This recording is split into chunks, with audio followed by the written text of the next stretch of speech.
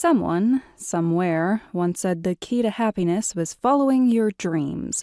But Ruby Foster was fairly certain that person had never heard of bills, debt, or had to deal with the steadily increasing cost of living. In fact, the more she thought about it, the more certain she became that it must have been a rich, entitled man to have said something as stupid as, "Follow your dreams." Someone with just enough neurons to sound wise while actually being naive and egotistical. Yet somehow it had become one of those classic sayings people spouted off about in self-aggrandizing fashion or put on shirts like the one the girl standing in front of her was wearing.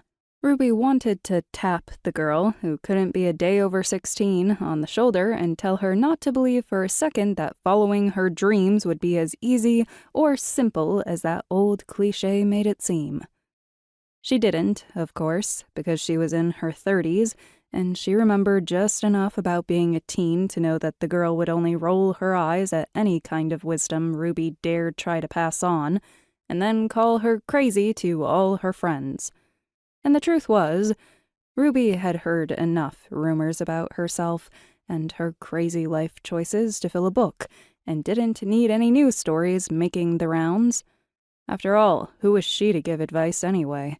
She wasn't some successful professional who had her life all figured out. Not even close. No, Ruby was a 32-year-old woman who had worked more dead-end jobs than she could count. She'd tried her hand at selling everything from candles and clothes to Range Rovers and real estate. She'd been a waitress, a barista, and a checkout girl. There had even been that one summer she drove a school bus.